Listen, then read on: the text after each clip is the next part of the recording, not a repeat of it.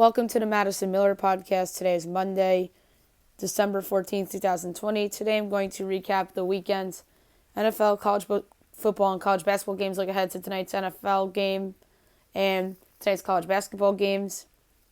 Discuss a name change in sports for a franchise, college football coach firings, and my best bet of the... All right, now I'm going to start it off with football. NFL Sunday from yesterday. Some interesting results all across the board for sure. We'll get right into it. Cardinals over the Giants, 26-7. Impressive win for Arizona, considering that Kyler Murray was not healthy, but neither was Daniel Jones, and now everybody is criticizing the Giants for playing their unhealthy quarterback, and rightfully so. Cardinals improved to 7-6. Giants dropped to 5-8. Kyler Murray, 24 of 35, 244 yards and a touchdown. Daniel Jones, 11 of 21, 127 yards, and a couple of fumbles. Bears over the Texans, 36-7. What an impressive win for Chicago. They're 6-7. Houston's 4-9. Terrible loss for the Houston Texans. Mitch Trubisky, 24 of 33, 267 yards and 3 touchdowns. Deshaun Watson, 21 of 30, 219 yards and a touchdown.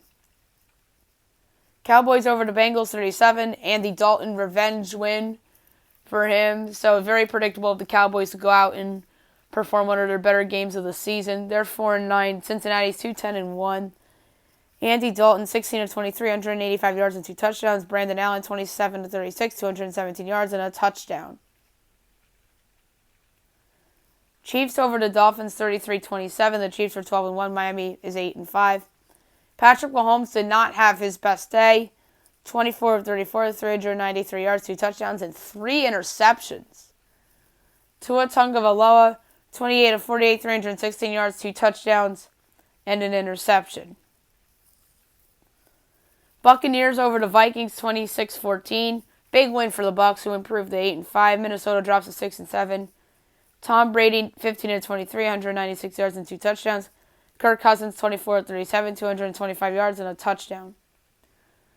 Broncos over the Panthers, 32-27. Great win for Denver. They're 5-8. Carolina's 4-9. Drew Lock, 21 of 27, 280 yards and 4 touchdowns. That was one of the better games I've seen from Drew Lock all year. And Teddy Bridgewater, 30 of 40, 283 yards. Titans over the Jaguars, 31-10. Titans 9-4. Jacksonville 1-12. Ryan Tannehill, 19 of 24, 212 yards and 2 touchdowns. Gardner Minshew saw some time today, 18 of 31, 178 yards and a touchdown. Meanwhile, Mike Lennon, 13 of 23, 85 yards and a pick.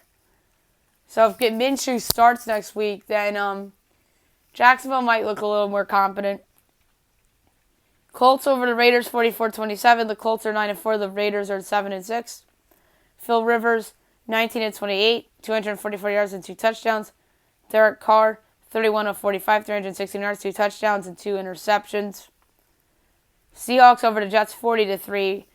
What an ass-kicking win for the Seahawks after losing to the Giants, and that loss looks even worse now after the Giants' ugly defeat yesterday.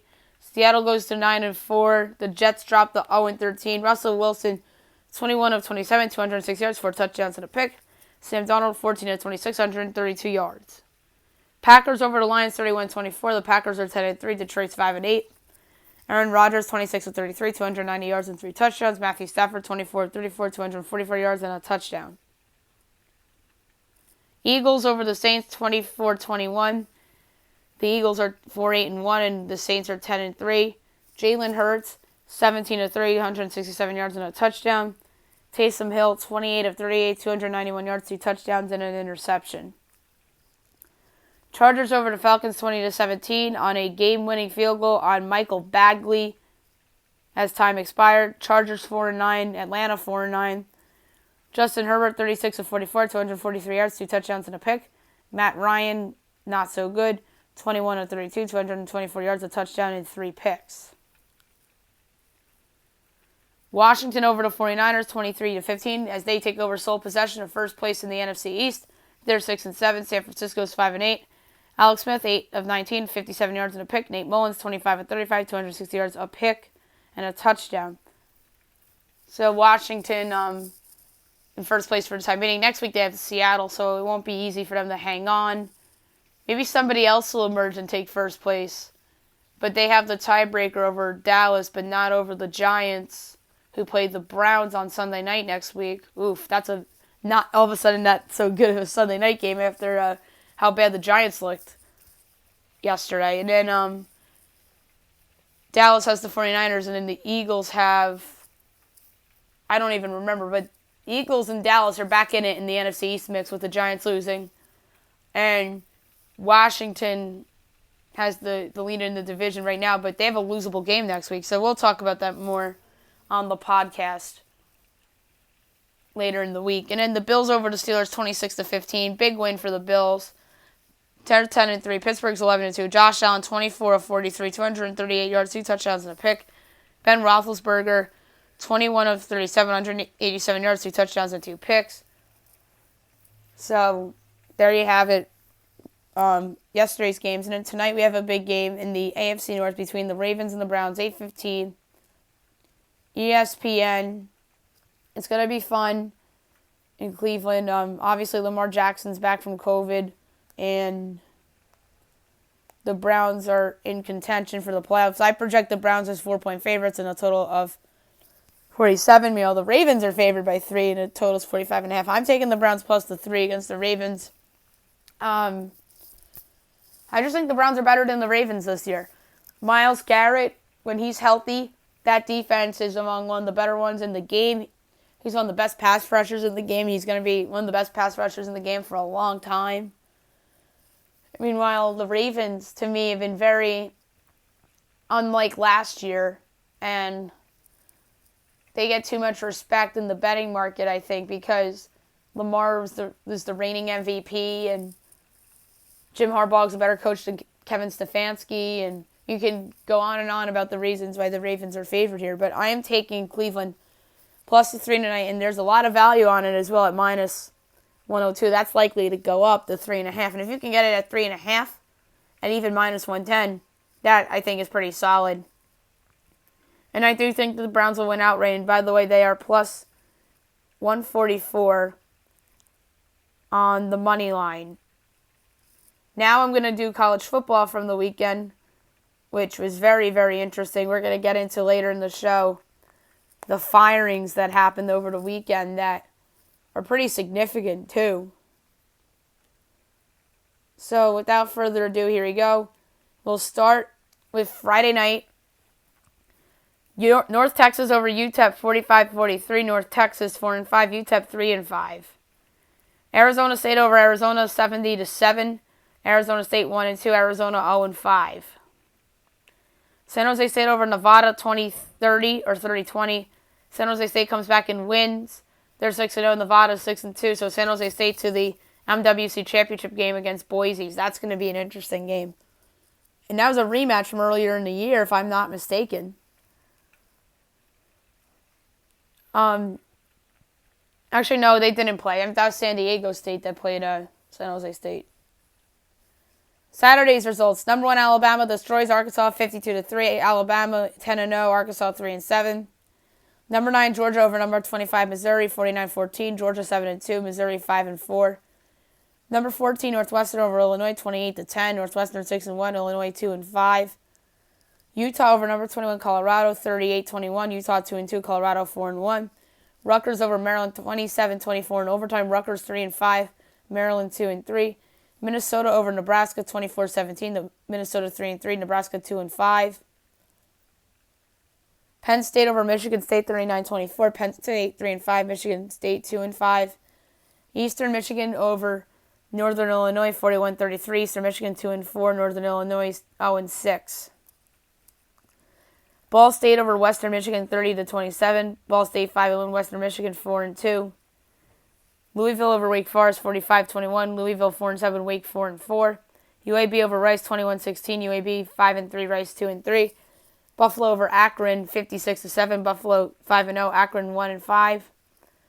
Number 13 Coastal Carolina over Troy 42-38. Coastal 11-0. Troy 5-6.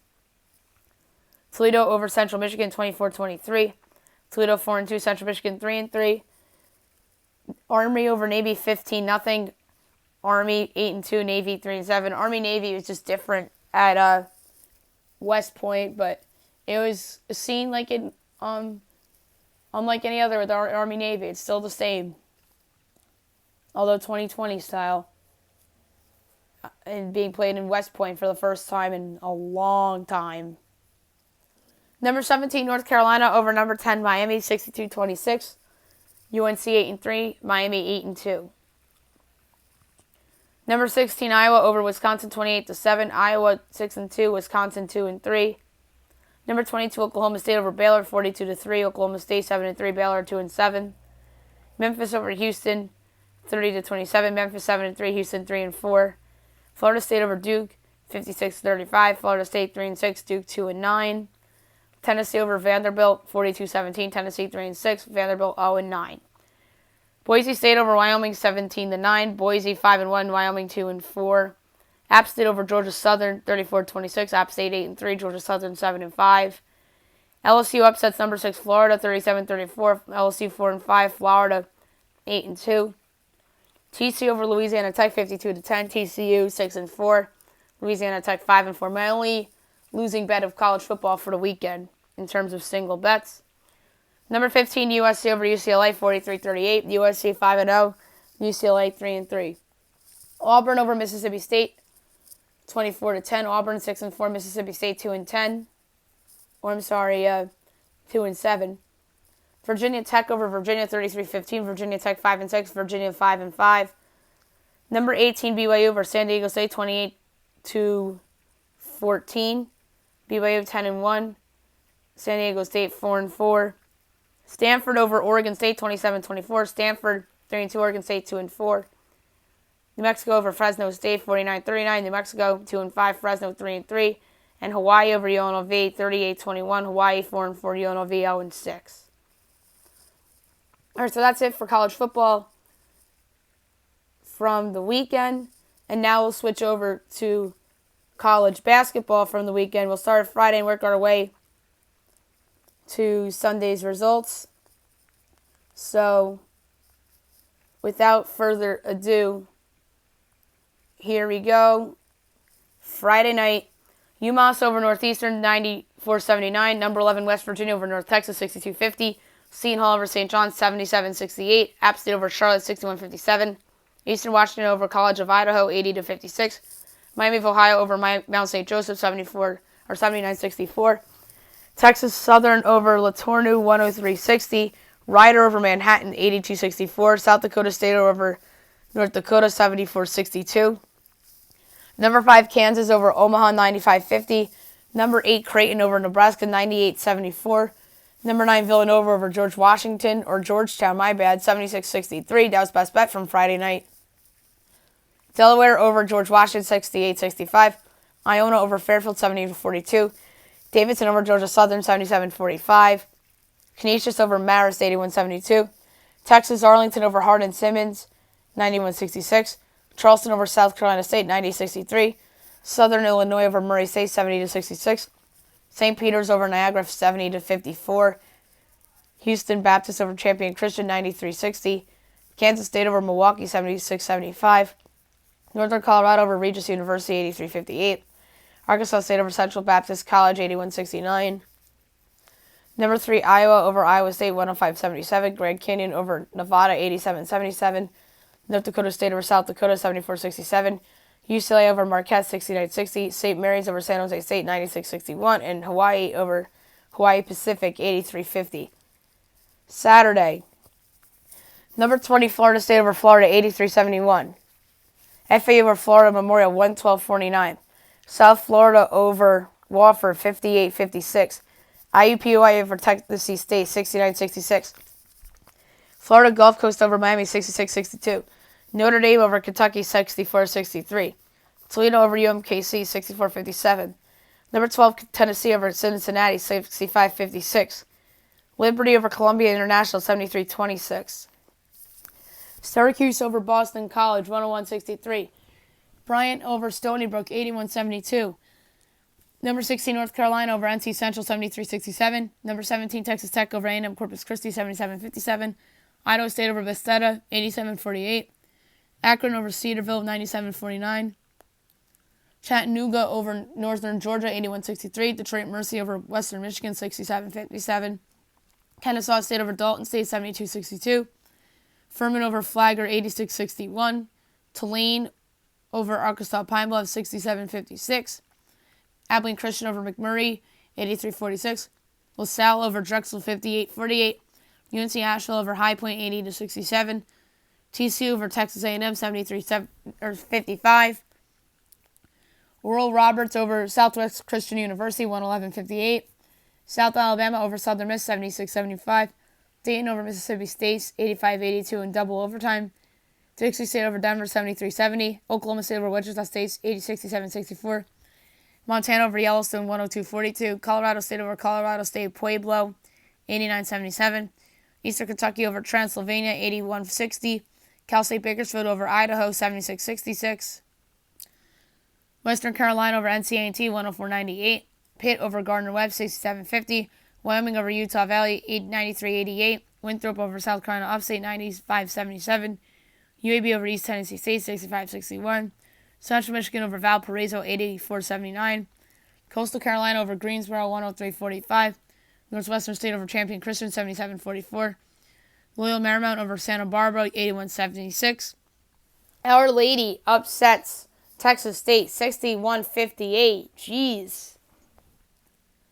VCU over Old Dominion, 77-54. Middle Tennessee over Covenant, 76-57. Eastern Illinois over Western Illinois, 92-88. Ole Miss over UNC Wilmington, 78-58. Yale Monroe over Stephen F. Austin, 66-55. Oklahoma over Florida A&M, 85-54. North Florida over FIU, 80-77. Auburn over Memphis, 74-71. Cal Baptist over Fresno Pacific, 111-71. Arizona over UTEP, 69-61. Manhattan over Rider, 87-77. BYU over Utah, 82-64. North Dakota State over North Dakota, 53-52. Fairfield over Iona, 67-52. Ball State over Illinois State, 82-66. Marist over Canisius, 56-52. Louisiana over Louisiana Tech, 61-56. Georgia over Stanford, 79-75. McNeese over Carver, 96-53. Purdue over Indiana State, 88-68. Missouri upsets number 6 Illinois, 81-76. St. Peter's over Niagara, 53-49. Belmont over Lipscomb, 81-71. Oregon over Washington, 74-71. Arkansas over Central Arkansas, 100-75. Clemson over Alabama, 64-56. Cal State Northridge over Pepperdine, 89-84. South Dakota over South Dakota State, 91-78 is the last one. All right, Sunday results. Number 4 Michigan State over Oakland, 109-91. Wright State over Bowling Green, 85-67. Northeastern over UMass, 78-75. Indiana over North Alabama, 87-52. Western Kentucky over Rhode Island, 68-65. Number 11 West Virginia over number 19 Richmond, 87-71. UNC Asheville over High Point, 90-84. Youngstown State over Binghamton, 79-65. VMI over Hampton, 79-64. Number 3 Iowa over Northern Illinois, 106-53. UNT Greensboro over Norfolk State, 64-47. Loyola Chicago over UIC, 77-66. Drake over Air Force, 81-53. Milwaukee over Western Michigan, 71-63. Michigan over Penn State, 62-58. Kent State over Northern Kentucky, 92-73. Vandy over Mississippi Valley State, 84-41. Jacksonville State over SC State, 60-58. Marshall over Ohio, 81-67. Winthrop over South Carolina Upstate, 107-77. New Mexico over Rice, 72-61. Troy over Central Baptist College, 61-44. Cal over San Francisco, 72-70. UMBC over Coppin State, 66-49. Number 22, Ohio State over Cleveland State, 67-61. Number 23, Arizona State over Grand Canyon, 71-70. Boise over Weber, 70-59. Montana State over Yellowstone, 114-74. Cal Poly over San Jose State, 75-71. Washington State over Portland State, 69-60. Jacksonville State over Tennessee Tech, 73-67. Cal State Fullerton over San Diego Christian, 94-70. Mercer over Georgia Southern, 77-75. Georgetown over St. John's, 97-94 in overtime. Seattle over Northwest Washington, 89-40. And there you have it for college basketball from the weekend. Now we'll look ahead to tonight's slate in college basketball. It's very short. DePaul at number 9, Villanova postponed. 12 o'clock, SEC Network, Sam Houston State against LSU. My projections say LSU as a 21-point favorite. Meanwhile, FanDuel has LSU by 26.5. I'm going to take Sam Houston State plus the points here. Juice is on it at minus 115, though. St. Francis, Illinois against Central Michigan. We can skip that. St. John's Butler postponed. 6 o'clock Big Ten Network, number 21 Rutgers at Maryland. I project Rutgers by 10.5 in this game. There's no line. Although I do project Rutgers to win the game, I do think the Rutgers will win as an evaluator, but I think that this is closer than people think. Maryland has really caught me by surprise a little bit so far this year. They've been a little better than I expected, so I think this game will be a single-digit win for Rutgers. Culver Presbyterian, we can skip. Eastern Kentucky, Morehead State. I project Eastern Kentucky by 12.5. Meanwhile, Eastern Kentucky is giving 5.5. I'm going to lay the 5.5 at Eastern Kentucky. Juice is on heavily at minus 118. Longwood and Radford. I project Radford by 6. They're favored by 4.5. I'm going to lay the 4.5 with Radford over Longwood.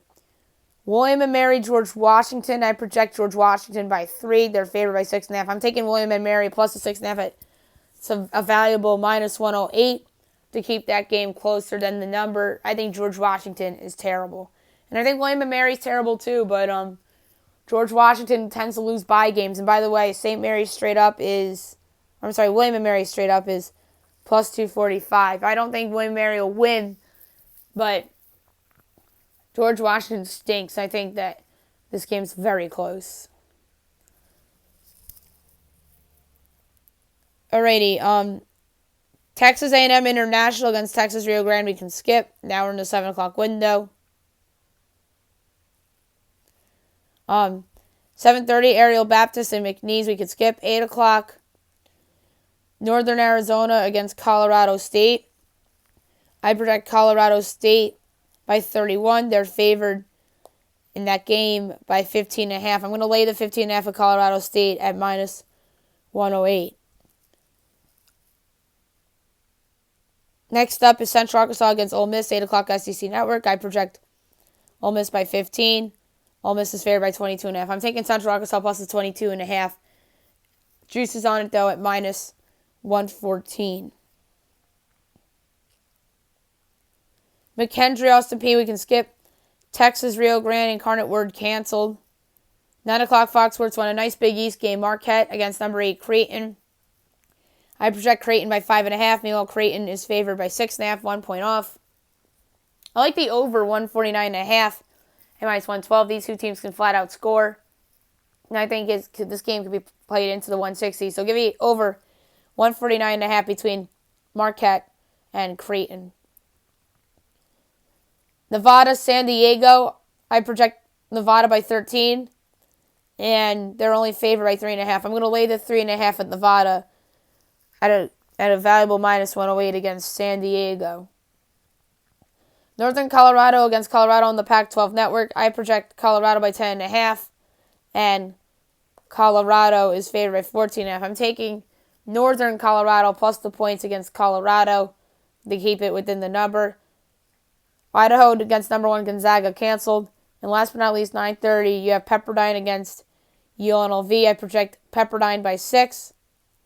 And Pepperdine is favored by 2.5. I'm going to lay the 2.5 of Pepperdine against UNLV. UNLV, I don't think, is very good. I probably overrated that team before the season, so I'm going to lay the points here with Pepperdine, and my projection seems like it's a good one for Pepperdine in terms of a bet-on team for tonight.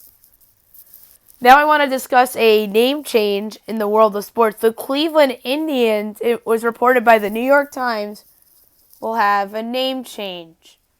That is very interesting. Obviously, 2020 has been a tough year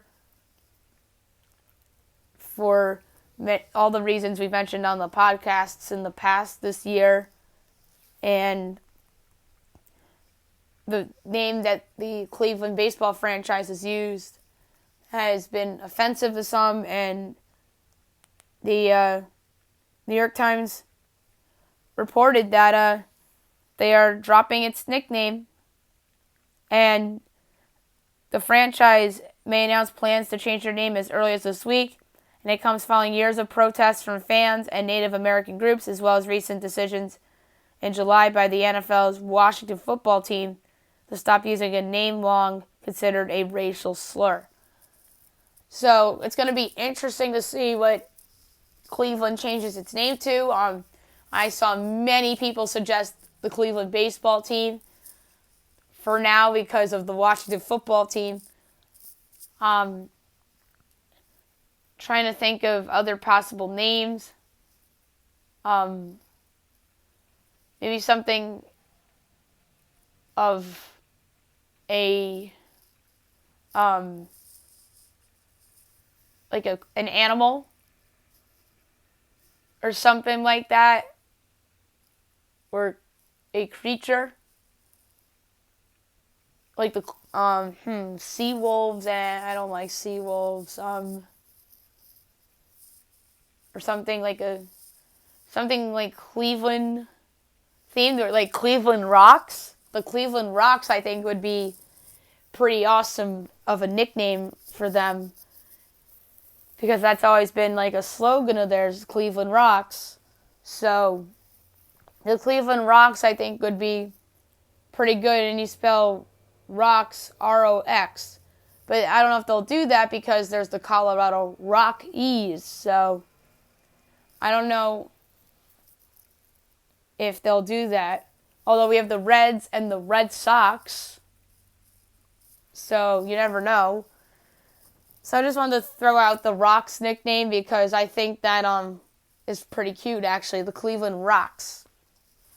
So whatever the Cleveland chooses for their name, we'll obviously discuss it on the podcast. Maybe they'll go with the Cleveland baseball team temporarily, like how Washington's going with the Washington football team in football as of right now. But then Washington came out and said that they don't have plans to change the name yet. So they're sticking with the football team for now. So maybe Cleveland baseball will be the Cleveland baseball team, as everybody is suggesting. And I normally like to say the Washington professional football team on the podcast to refer to the Washington franchise. And maybe for baseball, I'll do the Cleveland professional baseball team, referring to the Cleveland baseball franchise that resides in the American League Central. So obviously big news, and we'll follow this more on the podcast. Now I want to discuss some college football firings that happened over the weekend, and most notably Auburn deciding to move on from head coach Gus Malzahn. The team underachieved this year and went 6-4. Bo Nix didn't make the leap that many people thought, and Gus Malzahn, after years of speculation and years of hot seat rumors, he gets the axe. And I think that the program has had some good years under Malzahn and came darn close to making the playoff a few times, but it's time to move on. And I think there's some good coaches out there that I think could be absolutely in play to take this job. I think that there's going to be some good Power 5 coaches that will be in play for this Auburn job, and maybe some of the group of 5 coaches as well. So, first name I'm going to throw out is Jamie Chadwell of Coastal Carolina. He's obviously a strong candidate to make the jump from Group of 5 to Power 5. Another coach that I think is in play is Luke Fickell at Cincinnati. I think another coach that is potentially in play for this job is Alabama offensive coordinator Steve Sarkisian. I wouldn't rule him out because I think that Sark wants to get back into it. And obviously, LSU's coach was like an assistant coach, and then obviously was, the intern at USC obviously lost out the job to Steve Sarkisian. And then Coach O got his shot at LSU, and then he won a championship. So maybe Steve Sarkisian could be in the next Coach O in the sense of that he gets a fresh start somewhere and leads the program to success. So Steve Sarkisian, I think, is a name to look out for the Auburn job. And obviously, we see a history of SEC teams hiring Nick Saban disciples like Kirby Smart with Georgia. And obviously, I think another candidate is Dan Lanning, the defensive coordinator at Georgia. Another name I want to throw out for the Auburn job is Brian Johnson, the offensive coordinator under Dan Mullen at Florida. I think Johnson has done a fantastic job this year with Florida. And in terms of more Power 5 head coaches, I really can't think of any. To me, like, the better candidates are in the group of 5 rather than the Power 5. Like, if Neil Brown was still at Troy, obviously that would have been a candidate. Obviously, he's coaching at West Virginia, and I don't see him leaving there anytime soon because I think they got something building there. Maybe Matt Campbell at Iowa State. I've always thrown his name out in terms of like the new jobs that open because he's just a tremendous coach. Iowa State had another solid season this year. So I think Matt Campbell's in play for Auburn. I don't see Pat Fitzgerald leaving Northwestern. But I think Mike Hankwitz, his defensive coordinator, I think could potentially have a position. Another one I want to throw out is Tom Allen. He has been tremendous this season with Indiana. I think that he's a candidate for this Auburn job. So, if you had to ask me who are the most likely candidates for the Auburn job, I'm going to say Tom Allen. I'm going to say Matt Campbell. I'm also going to say Luke Fickell and Jamie Chadwell. Another coach that was fired over the weekend was Illinois' Lovie Smith. He obviously had one good year at Illinois, which was last season, and other than that, was a disappointment. So the Illini move on from Lovie Smith. And that's the second time Lovie Smith has been fired by an Illinois sports team, the other being the Chicago Bears. And I remember thinking to myself at the time he was fired from the Bears that the Bears shouldn't have done it. And they really have been in the abyss ever since, with the exception of one playoff game against the Eagles under Matt Nagy. But yeah, Lovie Smith gone from Illinois. He, I don't think, did that great of a job there other than last year when they overachieved. And then they always say that in the college sports. If you're a hot seat coach and have one good year, you're always a bad year away from getting fired. We saw that with Tom Crean at Indiana, and now we see it with Lovie Smith at Illinois. I think Jamie Chadwell is also a candidate for the Illinois job. Another head coaching candidate, I think, that has to be taken seriously is San Jose State head coach Brent Brennan. He's been excellent this year. To me, he should be the coach of the year in the Mountain West Conference. I think he's absolutely playing Illinois. Oh, and one more Auburn candidate I want to throw out is BYU head coach Kalani Stake. He obviously did a tremendous job this year, so I want to give him a mention as well.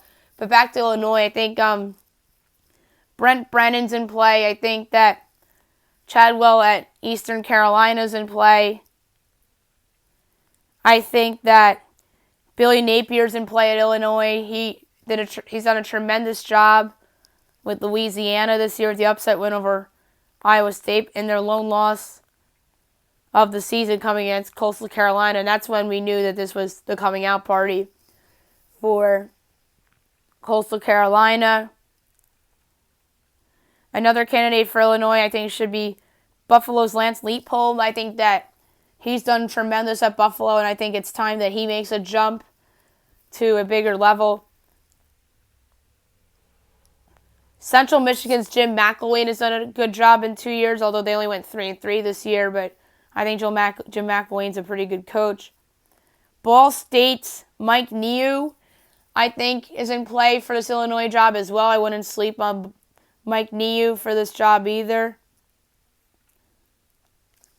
And then in terms of coordinators, I talked about Steve Sarkisian already and chances that he could potentially make the jump back into head coaching.